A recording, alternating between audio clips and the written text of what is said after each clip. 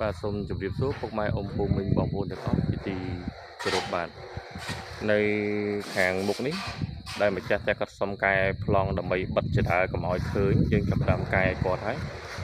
ជាមួយនឹងការរៀបឥដ្ឋទុកប្រឡោះខាងមុខនេះសម្រាប់យើងលេងជាមួយនឹងឥដ្ឋម៉ូតដេកឲ្យឃើញស្អាតនៅពីចំហៀងនេះយើងបិទដែរ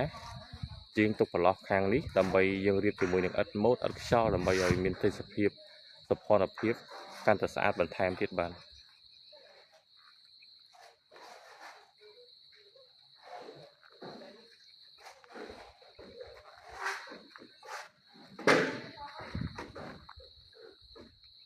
បាទជាងគាត់ធ្វើការដោយយកចិត្តទុកដាក់មានបទពិសោធន៍ច្រើនឆ្នាំគ្រប់ការងារយើងមិនធ្វើលឿនពេកទេបាទយើងធ្វើដោយផ្ចិតផ្ចង់មួយយកគុណភាពយកសោភ័ណភាពជាចម្បងបាទហើយក៏សូមអរគុណច្រើនពុកម៉ែអ៊ំពូមីងបងប្អូនទាំងអស់ដែលបានទស្សនាវីដេអូខ្ញុំបានកន្លងមកពីចុងក្រោយពីខ្ញុំអាចជារា CR សំណងទទួលមកការសាងសង់និងជួសជុលផ្ទះ25ខែត្រង់សូមជូនពរពុកម៉ែអ៊ំពូមីងបងប្អូនទាំងអស់មានសុខភាពល្អមានសុភមង្គលរកស៊ីទទួលទានមានបានគ្រប់គ្នាបាទសូមអរគុណច្រើនសូមជម្រាបលា